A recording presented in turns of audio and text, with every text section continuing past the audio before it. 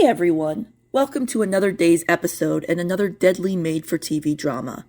Today I will be discussing the 1987 TV movie Deadly Deception, starring Matt Salinger, Lisa Eilbacher, and Bonnie Bartlett. I will recap the storyline and discuss movies that have a similar plot line or the same actors. But before I get into all of that, here is a little bit more about me. I am an admin on the fan pages Lifetime Movie Club and Lifetime Movie Channel on Facebook. These are not official pages. They are fan pages where you can discuss your favorite movies with others who enjoy Lifetime productions as well as classic TV movies as much as you do. I have recently released a book called Deadly Guide, The Search for the Killer Made-for-TV Thriller, which is a great resource for you if you especially enjoy those TV movies from the early 90s. If you like this episode and want to continue hearing more from me, please like the video and subscribe to my channel. I release one episode a week and sometimes additional content for you. I look forward to hearing your thoughts in my comment section. Thank you for stopping by. Now, getting back to Deadly Deception. This was one of those movies that I tried to find the title of for years, and my internet searches were no help at all. I even went so far as to scroll through about 50 pages of TV movies and specials in hopes of finding one that looked familiar. No luck. After the fact, I remembered seeing the cover of this movie on the list but scrolling right past it, not even giving it a second thought. In the end, it was Janet Williams on one of the Lifetime Facebook fan pages who helped me out. She remembered the movie starred an actress named Lisa Eilbacher. You can be sure I will never forget that actress's name now. Nor will I ever forget the fact that Janet was the one who helped me find my mystery movie from the past. Thank you, Janet. I should note that even before she told me the name of the movie, I had a feeling the title had the word deadly in it somewhere. That it was practically a matter of flipping a coin. Heads, it's deadly. Tails, it's fatal. And what do you know? I was absolutely right. Anyway, on to my review. The movie opens with a dream. The main character dreams of a sound reminiscent of wind chimes and the sensation of drowning. We'll find out later it's not actually wind chimes, but I don't want to spoil the ending for you. The main character awakens in his bed, and we are introduced to him and his wife, Lori. The wife is a new mother and seems to be a bit on edge. She's possibly going through postpartum depression. She actually reminds me a little of Brenda in the 1987 movie Adventures in Babysitting, played by Penelope Ann Miller. She doesn't look at all like her, but she seems just as high-strung and has this soft voice that sounds more like a laugh when she's in one of her happy moods. The movie takes a dark turn one day, early on in the movie, when the wife, Laurie Schote, is left home alone with little Billy and gets a call from a strange man. He tells her that she has won a shopping spree for baby goods at a well-known department store called Hanson's. At first she is hesitant. If she was less concerned about being civil, she maybe would have slammed the phone down then and there. Instead, she lets the man talk her into accepting the invitation to meet him at a hotel in another town. She has plans with her in-laws that night for dinner, so she calls to let them know her plans have changed and won't be able to make their dinner that night. At the hotel, she is greeted by 3 people at the door of her suite. One of them is the man from the phone call. He tries to talk her into leaving her baby in the care of a woman claiming to be a registered nurse, while the mother shops at Hanson's. There is also a chauffeur present. But Lori insists, in an uncharacteristically forceful tone, that she will not be handing over her baby to anyone, and that where she goes, little Billy goes as well. The man agrees to revise the plans, and Lori is embarrassingly grateful for this accommodation. One will later wonder if the original plans included murder as well, or if that only happened because she stood up for herself and her baby. That's an awful thought. I'd rather not think about that. But it's awful no matter how you look at it. A little later, her husband Jack gets the dreaded call from the police. He asks them if there's been an accident, and they agree. If by accident he means that his wife has been found hanging from the ceiling of a hotel bedroom, the victim of an apparent suicide. The camera pans away from the lieutenant on the phone, and we see the dangling body. Or, more accurately, a skirt with some legs hanging out from underneath it, and it's an eerie image that remained etched in my mind for years. It's a little unclear how the cops found her so quickly. It was only a few hours after her arriving at the hotel, and I don't know why anyone would have been checking in on her so soon. But it's a movie, and I guess we need to let some things go.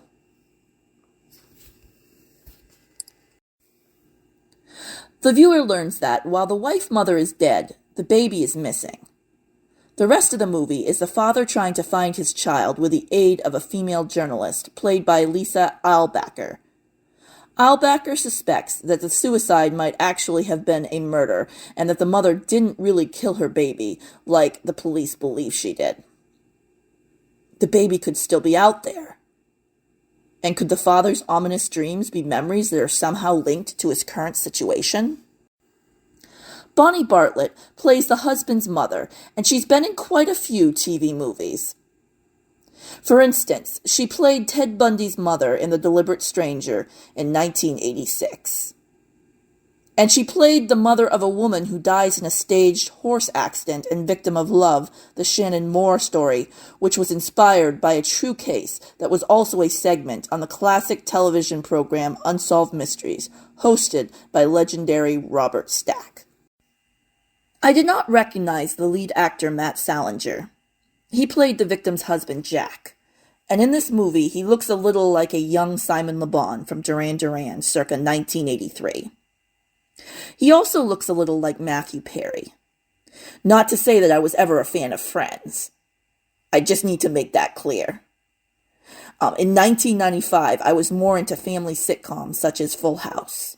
My peers were the ones who watched the more adult comedies, but I couldn't get into them. Anyway, I'm getting off subject. May Matthew Perry rest in peace. Even though I wasn't a fan, it is sad that he died so young and tragically. Laurie Choate, the victim, was played by Meg Gibson, and I also did not recognize her at all, though I vaguely remembered her as having chin or shoulder-length dark hair. I remembered being riveted by the actress, and maybe it was because there was a sort of childish innocence about her that was completely captivating, in a train wreck sort of way, because you can see the crash coming ahead of time. She's just so naive and hopeful about a future that will never be hers. Laurie looked like the kind of person who couldn't harm a flea. She would stand up for those she cared about, such as her baby. But she was also a bit of a trusting soul, which tragically led to her demise. There are just too many sick people out there preying on the innocence of the world. I'm looking at Meg Gibson's movies and don't really recognize any, except for People Like Us, which starred Ben Gazzara and was about a man who seeks revenge on his daughter's murderer. The movie was written by Dominic Dunn, who experienced the same kind of tragedy that the lead character did when his daughter, actress Dominique Dunn, was murdered by her boyfriend shortly after she played the older daughter in the 80s movie Poltergeist. But I didn't see People Like Us until years after I saw Deadly Deception for the first time on TV, and even then I only saw bits and pieces of it and probably would not have recognized Meg Gibson's character in that. The guy who played the killer looks so familiar. His name is Robert Harper. He looked a little like Michael O'Keefe, who has been the villain in tons of TV movies, such as The People Next Door, starring Nicolette Sheridan, and In the Best Interest of the Child, starring Meg Tilly. And Lisa Eilbacher, who played a journalist determined to find out what really happened to Laurie and her baby, has also been in her fair share of TV movies, such as Blind Man's Bluff with Robert Urich, Joshua's Heart with Melissa Gilbert, and Deadly Matrimony with Brian Dennehy, another movie with Deadly in the title. I'd just never heard of her before Janet Williams on Facebook mentioned her name in connection with this movie Deadly Deception that I'd been looking for. Now I will never forget her name. To be honest, I had completely forgotten her plot line in this movie before I rewatched it in my 40s, about 20 or so years after I'd first caught it on television. I hadn't even realized I had seen the whole movie before. I only remembered the first part, up until the mother was found hanging in the hotel room. It was such a memorable way for someone to die. Really bizarre method, too. The only other alleged suicide like that I've ever heard of, where someone was found hanging in a hotel room, was the death of the lead singer of INXS, Michael Hutchence. He died 10 years after the release of this 1987 movie, in 1997. There are lots of movies that involve the kidnapping of a baby.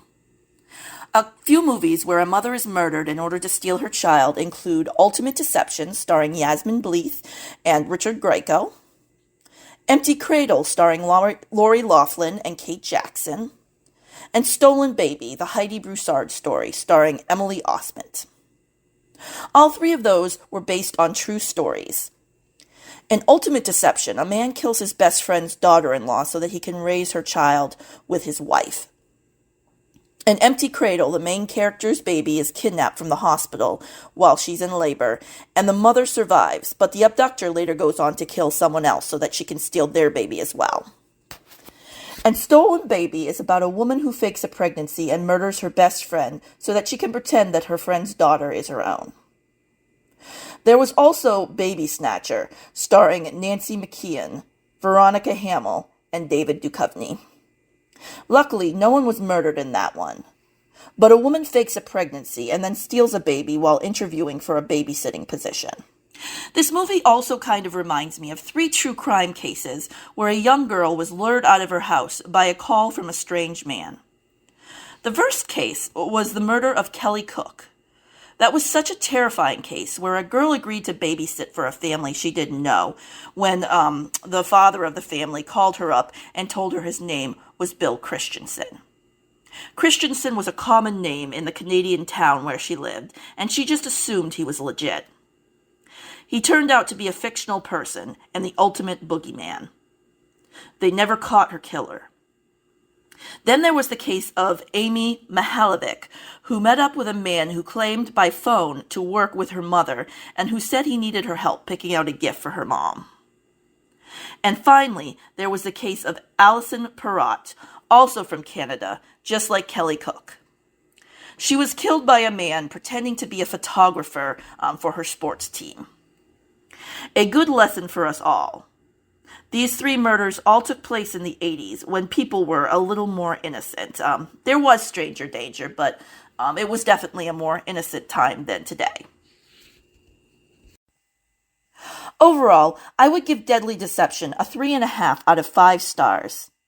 I don't believe it's a true story, as I have not found anything online to suggest that it is, and the hokey premise makes me think it's fiction. However, the hotel crime scene was chilling, along with a poor mother being led eagerly like a lamb to the slaughter, completely unaware of what was to become of her.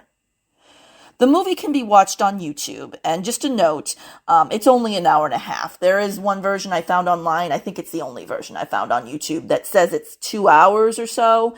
It's not over 2 hours, it's only about an hour and a half, so it looks like it might have been uploaded twice in one video. I don't see Deadly Deception on any of the big streaming platforms such as Amazon and Tubi. I do recommend the movie, if for no other reason than because it might be one that has haunted your dreams for years as well. And it just has that 80s TV movie quality to it that us fans know so well and love so much. Well, that's all for today, everyone. I hope this review was helpful. If you want to hear more from me, please subscribe to my channel and check out my book, Deadly Guide, on Barnes & Noble. And remember, when it comes to strangers calling you up on the telephone, telling you that you've won a big prize, it's not rude to tell them that you don't speak English and hang up the phone immediately. Maybe learn how to say, "I don't speak English," in a few foreign languages so that you can be prepared ahead of time. Take care.